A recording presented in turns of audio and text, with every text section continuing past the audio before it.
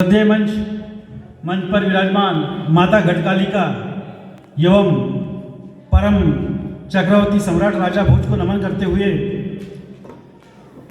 आज हम आहित निर्माणी भंडारा में गणेश अनुपम मंडल संलग्न पोवार समाज के जो लोग हैं यहाँ पे राजा भोज जयंती का जो प्रोग्राम है बड़े उत्सव के साथ में मना रहे हैं।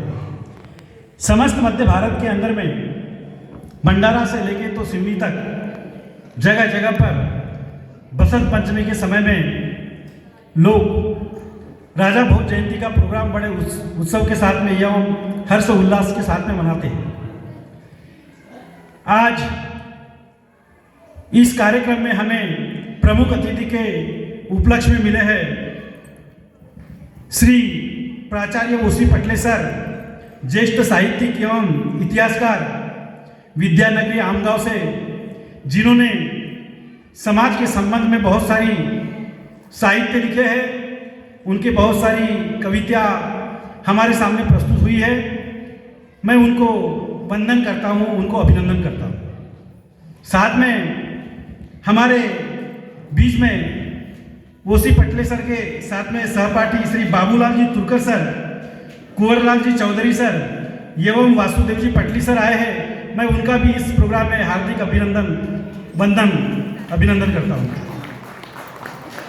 साथ में हमारे बीच में प्रमुख अतिथि प्राचार्य डॉक्टर हरगोविंद जी टेमरे, साहित्यक एवं कवि हमारे बीच में उपस्थित हुए हैं। उन्होंने बहुत सारी साहित्य एवं कविताओं का रचना करके समाज को अपने संगठन के संबंध में एवं अपनी सांस्कृतिक विरासत का परिचय कराया है। ऐसे श्री डॉक्टर हरगोविंद जी टेमरे जी को भी मैं वंदन अभिनंदन करता हूँ। साथ में हमारे प्रमुख अतिथि श्री जी बिसेन साहब, जो बहुत सारे समय तक गणेश अनुपम मंडल पोवार समाज के विभिन्न पदों पर रहे हैं एवं समय समय पे संगठन को आगे बढ़ाने के लिए हमेशा उन्होंने मार्गदर्शन किया है। मैं उनका भी अभिनंदन और वंदन करता हूँ। साथ में हमारे बीच में हमारे श्री सत्कार मूर्ति श्री सूरजलाल जी चौधरी सर, जिन्होंने भी यहाँ पे गणेश अनुपम मंडल पोवार समाज का प्रतिनिधित्व किया है। वे यहाँ पे अध्यक्ष भी एवं सचिव भी रहे हैं। उन्होंने बहुत सारे समय तक समाज के विभिन्न पदों को विभूषित किया है। उनका भी मैं यहाँ पे अभिनंदन करता हूँ। साथ में हमारे समाज के जो गणेश अनुपम मंडल के अध्यक्ष श्री राणे साहब एवं पुरुषोत्तम जी पारदी साहब, हमारे वरिष्ठ मार्गदर्शक श्री एच.आर. पटले साहब, श्री राजकिशोर जी कटरे साहब एवं चौधरी मैडम, हमारे समाज की उपाध्यक्षिका श्रीमती सुनीता गौतम मैडम, साथ में हमारे समाज के सचिव श्री देवदास जी अम्बुले एवं सभा में उपस्थित सभी समाज के सम्माननीय बंधुओं, माताएं, बहनें एवं प्यारे बच्चे, आज हम यहाँ पर पोवार समाज के राजा भोज जयंती के उपलक्ष्य में सभी लोग यहाँ पे उपस्थित हुए हैं। हमारी समाज की संस्कृति, हमारी विरासत, हमारा खान पान, हमारा रहन सहन, हमारी पूजा पद्धति इस वैनगंगा के आंचल में जीवित रखने के लिए आज भंडारा से लेके बालाघाट तक, सिवनी तक जगह जगह पर राजा भोज जयंती का प्रोग्राम बड़े उत्सव के साथ में मनाया जा रहा है। उसी के कड़ी में आज हम जवाहर नगर में इस एमपी हॉल में यहाँ प्रोग्राम को संपन्न करने जा रहे हैं। समस्त वैनगंगा के आंचल में सिवनी तक हमारे पोवार समाज के लोग विस्थापित हुए हैं और हम लोग यहाँ पे कैसे आए, कब आए, इसके भी गहन अध्ययन की आवश्यकता हमें है। साथ में राजा भोज का हम जब प्रोग्राम मनाते हैं, परम चक्रवर्ती सम्राट राजा भोज, जिन्होंने भारतवर्ष में अपनी एक अमिट छाप छोड़ी, शिक्षा के क्षेत्र में, साहित्य के क्षेत्र में, उन्होंने इस भारतवर्ष को एक बेहतर मुकाम पे पहुंचाने का काम किया है। राजा भोज जो थे वे 84 पदों से जिनको विभूषित किया गया था, जिनके कार्य क्षेत्र में 84 राजा उनके अंदर में काम करते थे, ऐसे हमारे परम चक्रवर्ती सम्राट राजा को मैं यहाँ से नमन करता हूँ, वंदन करता हूँ, उनका अभिनंदन करता हूँ। परम चक्रवर्ती सम्राट राजा भोज के संदर्भ में मैं उनका परिचय तो नहीं करा सकता, क्योंकि राजा भोज का परिचय कराना मतलब एक गागर में सागर भरने वाली कहावत चरितार्थ हो जाएगी। मगर मैं संक्षिप्त में उनके बारे में आपके समक्ष में जानकारी प्रस्तुत करना चाहता हूँ। राजा भोज का जन्म 980 के करीब हुआ था। उनके पिता का नाम जो है मालवा सिंदल राजदेव था। उनके माता का नाम महारानी सावित्री देवी था। भाई का नाम दुस्सल या उत्पल देव, जो किराट राज्य का स्वतंत्र राजा था। उनकी 6 पत्नियां थी, जिनका नाम क्रमानुसार महारानी लीलावती, महारानी सत्यवती, महारानी मंदन मंजरी, महारानी भानुमती, महारानी पिंगला, महारानी सुभद्रा, इस तरह से उनको 6 रानियां थी। उनके 3 पुत्र थे, जिनके नाम जयसिंह, देवराज एवं वत्सराज थे। उनको 2 पुत्रियां थी, जिनका नाम राजमती एवं भानुमती थी। राजा भोज का जन्म 980 के करीब हुआ और वो इतने महान प्रतापी थे, महान सम्राट थे, जिन्होंने आज देश के अंदर में बहुत सारी चर्चाएं हो रही कि शिक्षा के क्षेत्र में फलाने ने आगाज किया, फलाने ने शुरुआत किया, उसने शुरुआत किया। मगर हमको अपने इतिहास की पढ़ने की आवश्यकता है। सबसे पहले इस भारतवर्ष में शिक्षा के क्षेत्र में अपने प्रजा को सुशिक्षित और पढ़ा लिखा करने का काम किया होगा तो एकमात्र परम चक्रवर्ती सम्राट राजा भोज थे। उनके पिता ने उनके मात्र 20 वर्ष के आयु में उनको गद्दी सौंप दिया और 1000वें साल में वे इस मध्य भारत के राजा बने। उनके राजा बनने के पश्चात उनके पिताजी ने देखा कि इस राज्य को आगे बढ़ाना है, इस अपनी विरासत को चलाना है, इस राज्य को समृद्ध करना है, इस राष्ट्र को शिक्षित करना है। तो उन्होंने देखा कि आने वाली पीढ़ी को अपने को राज्य सौंपने की आवश्यकता है और कहीं हमको वानप्रस्थ करने की आवश्यकता है। उनके पिताजी ने 1000वें साल में उनको राजा बनाया। इस राष्ट्र के अंदर में एक इतिहास है कि 20 साल की उम्र में कोई राजा हुआ होगा तो वो एकमात्र परम सम्राट चक्रवर्ती राजा भोज अपने गद्दी पे बैठे थे और यहाँ का उन्होंने प्रशासन संभाला था। इस बात को हमको समझने की आवश्यकता है। हमारी उत्पत्ति कहाँ से हुई, हम कहाँ से आए, अपने अस्तित्व का गहन अध्ययन की भी हमको आवश्यकता है। हमारा जो अस्तित्व जो है वो हमारा अस्तित्व ईसा पूर्व 2500 वर्ष पूर्व का है। इस धरातल के ऊपर में जब परशुराम जी के पिताजी का क्षत्रियों ने वध कर दिया था और क्षत्रियों का वध करने के बाद में उनके माताजी ने उनको संदेश दिया, रेणुका जी ने, कि आपके पिताजी का वध हो गया है।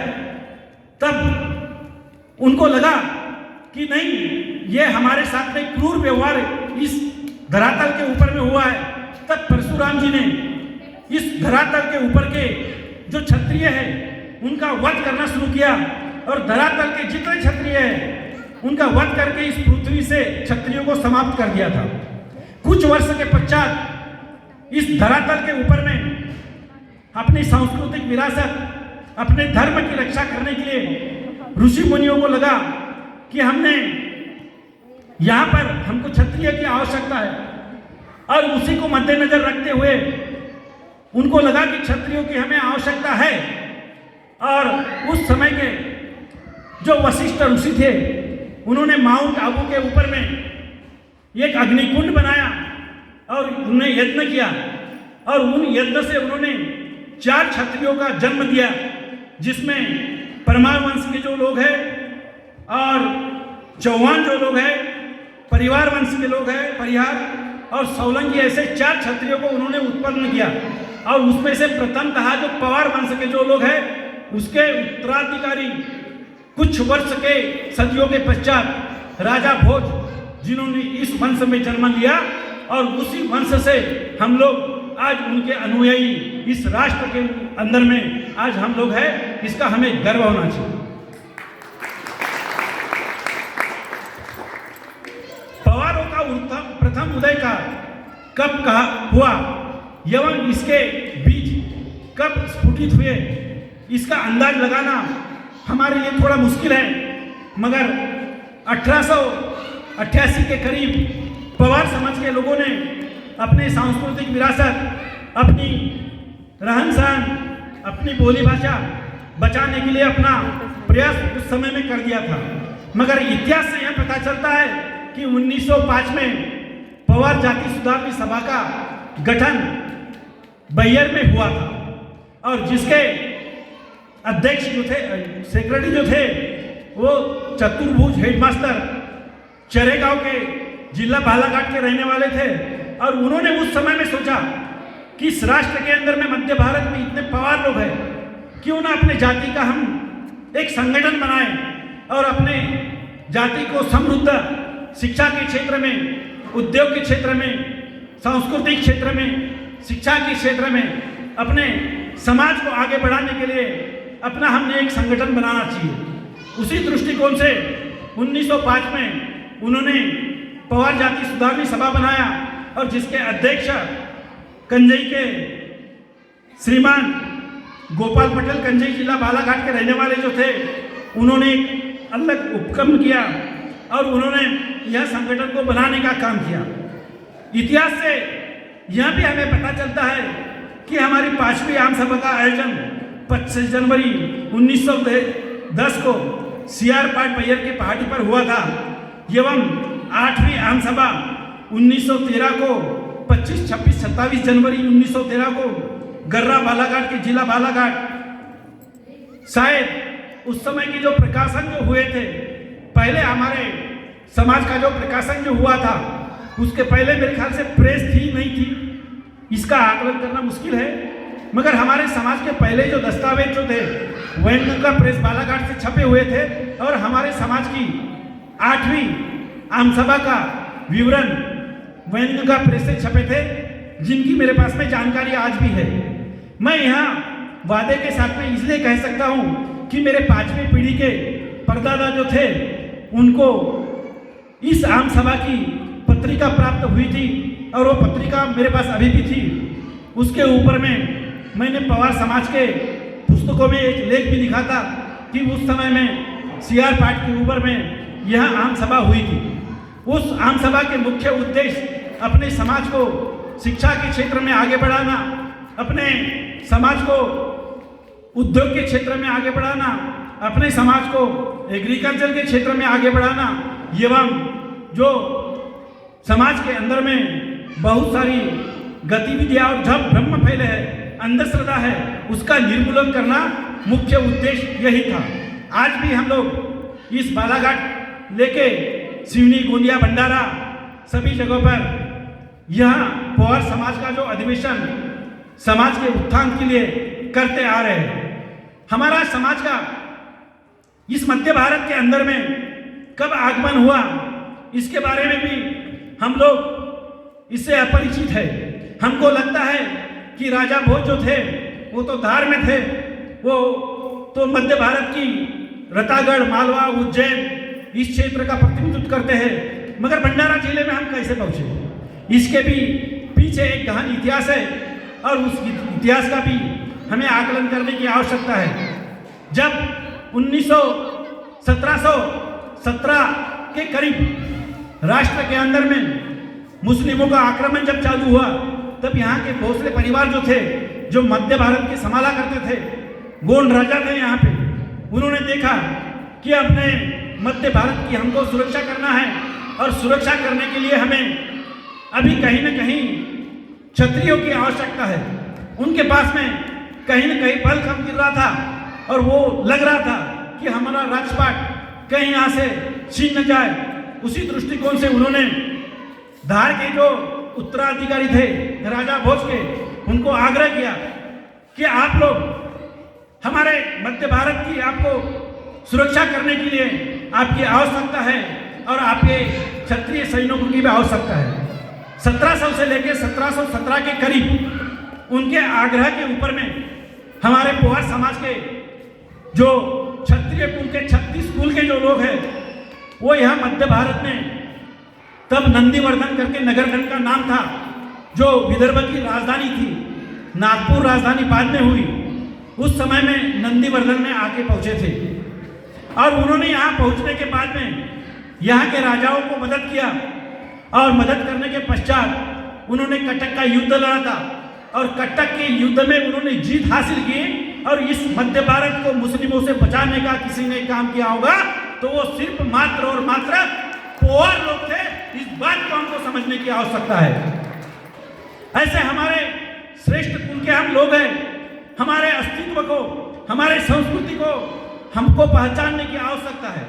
हम अपने अस्तित्व और संस्कृति को यदि नहीं पहचानेंगे तो हम अपने अस्तित्व को नहीं बचा पाएंगे और हमारे अपने संस्कृति की पहचान हमें नहीं रहेगी तो आने वाले दिनों में हमको एक गुमनाम जिंदगी जीना पड़ेगा। मगर हम वो गुमनाम जिंदगी नहीं जिएंगे। हमको अपने संस्कृति की, हमको अपने विरासत की, हम लोगों को पहचान होने की आवश्यकता है। युद्ध लड़ने के पश्चात में हमने सोचा, हमारे पूर्वजों ने सोचा कि हमें अब यहाँ क्या करेंगे। अब यहाँ से मालवा से यहाँ तो आ गए थे, उन्होंने धीरे धीरे वैनगंगा के आंचल में अपना अस्तित्व बनाया और वो ये नगरधन से लेके भंडारा, गोंदिया, बालाघाट, सिवनी, बरघाट, बैयर तक पहुँचे और उन्होंने यहाँ पे जंगल था और उसका यहाँ पे उन्होंने अस्तित्व बनाया।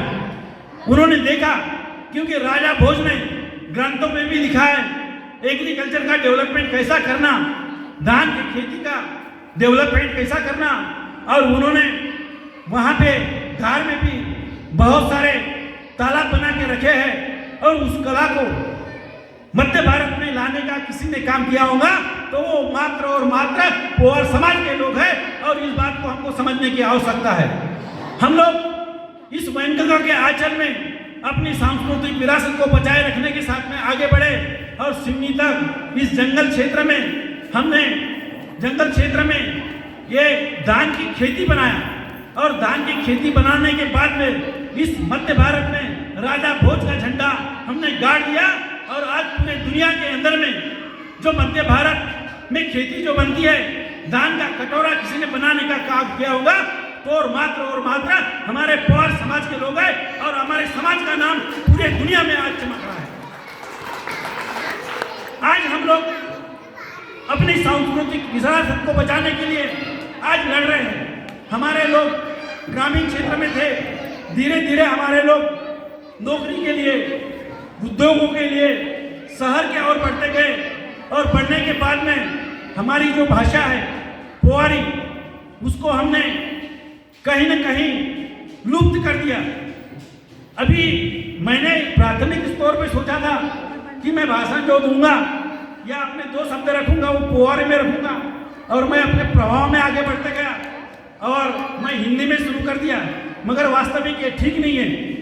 पोहारी का मराठी का एक बार साहित्य सम्मेलन चल रहा था और लोग हिंदी में भाषण दे रहे थे, वैसे ही आज मेरे साथ में भी बात हो गई। हम बात कर रहे हैं पोहारी की और हिंदी में बात कर रहे हैं, ये गलत बात है। हमने पोहारी में बात करना चाहिए। तो मैं अब ट्रैक को चेंज कर रहा हूँ। आम्ही यहाँ बालाघाट क्षेत्र में जब बस्या गोंदियावरी आपलो अस्तित्व बनाया, आपलो सांस्कृतिक विरासत साथी आम्ही लड़ाई लड़्या, यहाँ को राजाओला जितावन का काम कर्या और बाद में यहाँ हमरो अस्तित्व सिवनीवरी भाई गयो। आज आम्ही लोग कहीं न कहीं शहर को और बढ़िया, नौकरी साथी कहो, उद्योग साथी कहो, विभिन्न काम साथी आम्ही शहर का और गया અને આપણી માય બોલીला आज आम्ही समाप्त कर दिया। एक दुःख आमरो सपना हुए पाहिजे, काय की या माय बोली आमरी 1700 को यहाँ करीब आवन को बाद में भी आम्ही ने आज वरी आमरो बुजुर्ग ना ये पोवारीला यहाँ पे बचा कर ठीक है अना बोला कहीं न कहीं आम्ही शहर को और जाए को बाद में आज वन भाषाला आम्ही विसार दिया, आप लोग माय बोलीला भूल गया। आप लोग माय बोलीला भूलना मतलब आप लोग मातला भूलने तरीकों से ये बात अच्छी ना है। आम्ही ना आपलो परिवार को लोकांना भी पोवारी शिकाय पाहिजे आणि ये ना बोलीला ये ना सांस्कृतिक विरासतला बचायला ठेवण को काम करे पाहिजे असं बोलायला लगस आहे। आम्ही सभी लोग ये ना मध्य भारत में आप लोग सांस्कृतिक विरासतला बचावन को काम करबन, ये ना पोवारीला बचावन को काम करबन। बहुत सारा लोग आता शहर को और जाएगा आप लोला पोवार को जगह पोवार कह रहे से ये ना बात भी समझन की आवश्यकता से मोरो जो पूरो रिकॉर्ड से हमरो सामने था अब ओसी पटले साहब बसा से थी जिन्होंने पोवार इतिहास को बारे में गहन अध्ययन करी से वह आप लोग विस्तृत प्रमाण में एक बारे में जानकारी दे। हमारा आता पढ़ा लिखा जो लोग से शहर को और चली गया ना आता वह आप लोग पोवार को जगह पोवार कौन बचा। वास्तविक देखा जाए तो इतिहास को जो बिना ना अध्ययन करी सो ना मोर जो डॉक्यूमेंट से 1875 पासून आबोरी तो हमरो पहले भी जो यहाँ पे संघ जो आयो पोवार संघ करके आए हो तो 1700 को करीब वो का दस्तावेज मोरजोर से ना आम्ही पोवार तक पासून लिखा सेजन मगर समाज में अब काही लोग सरळ पोवार लग प्रेरित होकर आप लोला पोवार कौन बसा मगर असो करण को ना है कारण कि आम्ही ना पोवार यदि कवन शुरू करया ना आप लोग दस्तावेज में हम ना पोवार लिखन बस्या तो हमरो आने वालों पीढ़ीला पोवार लिखन को बाद में जो एजुकेशन को मामलों में शिक्षा को क्षेत्र में उनला जो फायदा होए पाहिजे वो उनको नहीं और वहाँ पर बहुत सारो लोकांना नुकसान होने वालों से ये को भी ध्यान आम्ही ना ठे पाहिजे। અને આમી जो पोवार होता POWR और वो को संग में एक नाव लगी से पोवा बहुत सालों इतिहासकार शास्त्रज्ञ हमारे समाज को नाम परमार को बाद में पोवार लिखी से और वो कम से कम 1000 साल पासून ये इतिहास को लिखी गई से हमला आपको पोवार नामला बदलाव की आवश्यकता ना है। जिन्होंने आप लोग पूर्वजों को नामला बदल नहीं उनना आपको अस्तित्व खोई नहीं और आज वो गुमनाम की जिंदगी जी रहे से वह गुमनाम की जिंदगी आमला जीवन को ना है आमरो अस्तित्व आमला बचावन को से आमरी पोवारी भाषा आमरी माय बोलीला हमको बचावन को से म्हणून आप हामी ना सब लोगों ने संगठित होकर ये ना आप लोग सांस्कृतिक विरासत आप लोग रहन सहन आप लोग खान पान इला बचावन की आवश्यकता से ये तो ही बोल के मैं आपला या दुई शब्द समाप्त करूँ सु अना हमरा जो यहाँ पर आया से थी जो प्रमुख अतिथि उनको मैं अभिनंदन एवं उनको मैं हार्दिक स्वागत करूँ सु। धन्यवाद धन्यवाद। जय राजा बोल, जय माँ गढ़कालिका, जय श्री राम, जय श्री राम, जय श्री राम। धन्यवाद। राजेश भाऊ